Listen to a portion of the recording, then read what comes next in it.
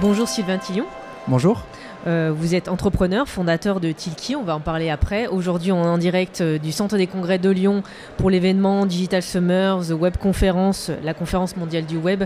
Alors, vous allez nous parler de comment être le premier vendeur de votre société.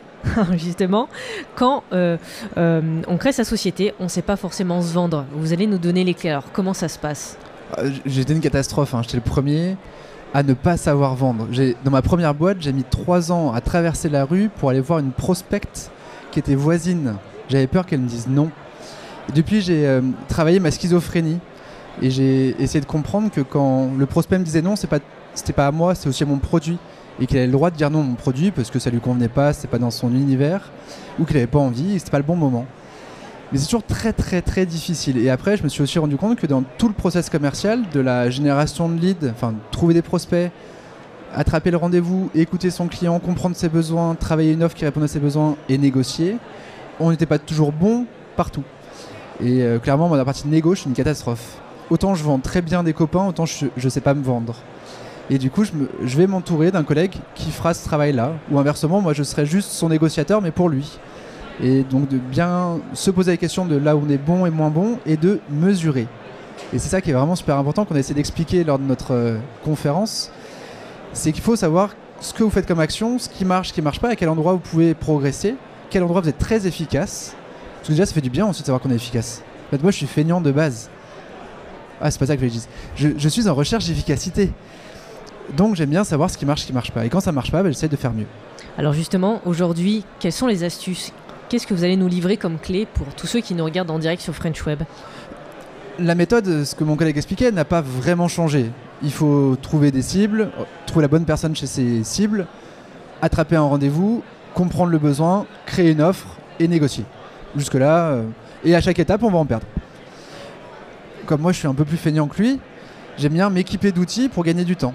Donc, par exemple, pour détecter des cibles, je vais utiliser Corporama, dont je suis assez fan, parce que vous allez dire, par exemple, c'était notre cas, nous on travaille très bien avec les courtiers Generali. Et on peut identifier sur Corporama tous les courtiers Generali qui font plus d'un certain chiffre d'affaires ou qui ont plus d'un certain nombre de collaborateurs dans une région donnée. Et ça vous donne tous les collaborateurs qui sont identifiés sur les réseaux sociaux. Donc c'est simple, si vous travaillez avec les directeurs commerciaux de ces agents, vous avez accès à tous les directeurs commerciaux de ces agents qui sont sur les réseaux sociaux. Ça, c'est la première étape. Deuxième étape, il faut leurs coordonnées. Alors, je ne vais peut-être pas tous les dire, les outils, parce qu'ils ne sont pas tous RGPD compliant. Mais il existe des outils pour trouver l'email professionnel d'une personne que vous ne connaissez pas, voire même son téléphone portable. L'email, parce qu'on va lui envoyer des petits mails un peu sympas pour prendre rendez-vous, mais s'il ne répond pas, il faut quand même l'appeler. Et moi, j'ai pas envie de me faire le standard. C'est trop long, trop chiant.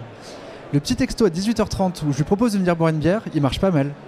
Donc, je lui envoie son portable.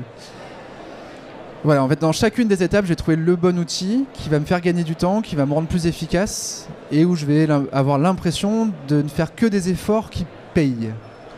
Donc ça passe vraiment par un outil ? Non, c'est une logique. Voilà. Les outils, il n'y a aucun outil magique. Clairement, il n'y a pas un qui va vous faire vendre. De toute façon, c'est toujours vous qui allez vendre à la fin. Par contre, il peut vous faire gagner du temps et vous aider sur les étapes où vous êtes un peu moins bon. Mais c'est que de l'aide.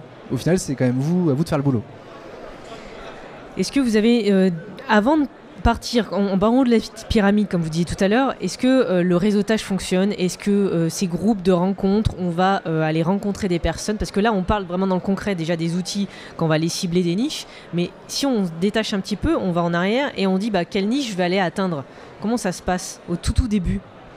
Le tout début, effectivement, c'est le réseau proche et on lance plein de lignes et plein d'hameçons, voire ceux qui mordent. Cette phase, il faut réussir à ce qu'elle soit pas trop longue et qu'on garde pas des lignes inefficaces. Parce que trop de réseautage peut tuer le réseautage. Au bout d'un moment, vous vous rendez compte que vous ne travaillez pas avec des petites boîtes, ça sert à rien d'aller aux événements start-up. Ça sert à rien de faire des salons start-up. Il faut faire des événements très spécialisés, grands comptes, qui coûtent plus cher, mais en même temps, c'est là que sont les prospects. Donc oui, vous avez une super opportunité pour avoir un stand à 500 €, top. Mais s'il n'y a pas vos clients qui y passent, c'est une journée de perdu. Donc finalement, ça coûte beaucoup plus cher que 500 €. Donc devenir un vendeur, on ne naît pas vendeur, on apprend à être vendeur, selon vous. C'était pas une question piège. Tout le monde peut être vendeur, tout le monde l'est au fond. Il faut juste savoir ce qu'on n'aime pas dans la vente. En France, on n'aime pas trop la vente. Les écoles de commerce sont maintenant des écoles de management. C'est mal de vendre. Après, d'où on n'embauche plus des commerciaux d'ailleurs. Nous, nos offres d'emploi, c'est des business développeurs. Ça veut dire pareil, mais c'est anglais, donc ça fait mieux. Ou des ingénieurs d'affaires. C'est génial ce terme. Des ingénieurs. Non, c'est des commerciaux. Mais ils vont être là pour écouter le client, pour comprendre son besoin. C'est plus des vendeurs d'un produit unique qu'ils mettent en place partout. On va essayer de trouver le produit qui répond vraiment à l'attente de nos clients et qui vont faire qu'ils vont être satisfaits et qu'ils vont recommander. Le but, c'est pas de faire une vente one shot. Moi, en plus, je vends de l'abonnement, donc ce que je veux, c'est qu'il reste tous les mois. Et je préfère qu'ils me disent non aujourd'hui parce qu'il n'est pas prêt, pas mûr, et qu'ils reviennent vers moi dans 6 mois. Et il faut comprendre que la vente, c'est ça, c'est savoir dire non aussi. C'est d'ailleurs une très bonne technique de vente, de dire parfois non à ses clients pour qu'ils aient encore plus envie d'acheter. C'est vrai que c'est souvent ça. L'expérience, c'est un peu ça. C'est quand on dit aux clients non, pas forcément, vous pouvez revenir, réfléchissez. Et c'est là qu'ils me disent ah, mais peut-être que là, c'est intéressant. C'est un peu ces techniques-là. Ça peut être une technique, il faut être assez à l'aise avec, il faut la tester et voir selon les clients, parce qu'il y a des clients qui sont très contents que vous disiez non et que vous partiez.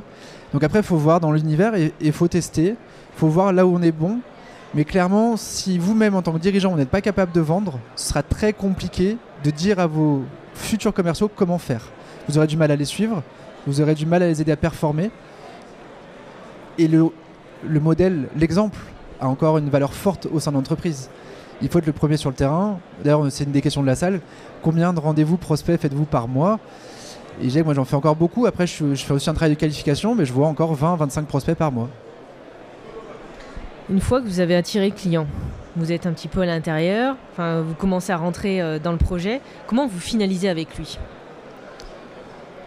Vraiment pour qu'il reste. C'est-à-dire vous l'avez accroché, mais le client n'est pas forcément sûr. Comment ça se finalise ? Je dis qu'il a le droit de partir déjà. C'est une vraie libre. technique bizarre. Nous, dans notre solution, il y a un gros bouton, je me désabonne. Mais comme le bouton est accessible, il ne se désabonne pas. C'est bizarre. Je ne veux pas l'engager. Je veux être sûr que s'il est dedans, c'est qu'il est convaincu qu'il a compris. Mais derrière, c'est l'accompagnement. On va l'appeler, on va suivre ce qu'il fait avec notre solution, notre outil, pour être sûr qu'il l'utilise et pour éviter les désabonnements. Donc quand on voit que depuis 2 semaines il n'utilise pas, on espère qu'il est en vacances. Et au bout de 4, on l'appelle. Parce que si au bout de 4 semaines il n'a pas utilisé, c'est qu'il y a peut-être un problème, peut-être qu'il a changé de méthode et qu'on n'est plus dans son process. Et là, il faut qu'on le rappelle, qu'on l'aide et qu'on l'aide à comprendre comment on l'accompagne au quotidien. Et c'est quelque chose que j'ai appris, malgré moi, une grosse erreur, parce que je pars d'une maxime qui dit un bon logiciel, c'est comme une bonne blague, ça ne doit pas s'expliquer. Sauf que votre logiciel a beau être très simple, il faut expliquer toutes les datas qui sont remontées, qui sont collectées, pour les rendre intelligibles et intelligentes. En fait, nos clients, ils ont accès à toutes ces datas, mais ils prennent pas le temps de les analyser parce qu'ils ont aussi autre chose à faire. En fait, ils sont pas H24 sur mon outil. Et c'est nous qui allons les aider, leur faire comprendre que leurs offres, elles sont ouvertes dans les 3 heures après l'envoi et plus après 3 jours. Donc de rappeler au bout de 10, c'est trop tard. Que leurs offres sont ouvertes en moyenne 3 fois. Donc peut-être attendre la deuxième pour rappeler. Ça sert à rien de rappeler au premier coup, etc., etc. Et de définir les bons canevas pour être efficace au quotidien. C'est quoi votre valeur ajoutée justement par rapport à tout ce qui peut exister sur le marché pour être le meilleur ou le vendeur le plus performant ? Ça va dépendre de chaque client. Alors, la réponse du Normand, évidemment, j'ai pas de réponse à dire comme ça. Pour certains, ça va être optimiser leur process de relance. D'autres, c'est valider que leurs prospects lisent bien les offres. On a d'autres clients, tout simplement, c'est augmenter le chiffre d'affaires. Est-ce qu'on l'a fait, augmenter le chiffre d'affaires ou pas ? Ou le taux de transformation, ou améliorer les documents produits, passer moins de temps à faire des offres commerciales. Parce que, clairement, je peux vous dire, au-delà de 12 pages, c'est peu lu. Donc autant mettre des annexes qui se reproduisent plutôt que tout le temps faire des offres de 80 pages, les gens n'iront pas au bout. Selon chaque client, on va trouver le point pour lequel lui il ressent que c'est une faiblesse ou il a un vrai besoin. On n'a pas une méthode magique. En gros, pour conclure cet entretien, c'est quoi le conseil, quelle recommandation vous donneriez à nos internautes qui nous découvrent sur French Web aujourd'hui ? Vendez cher. Plus c'est cher, plus ça a de la valeur. Mais c'est que français ça ou c'est valable à l'étranger aussi ? Ou c'est vraiment très français comme état d'esprit ? Aux US c'était pareil, plus c'est cher, plus c'est sûr et D'accord. plus c'est efficace. Donc c'est rarement une question de prix. Ça sera votre mot de la fin. Tout à fait. Sylvain, je vous remercie. Merci, Au plaisir. à bientôt. À bientôt.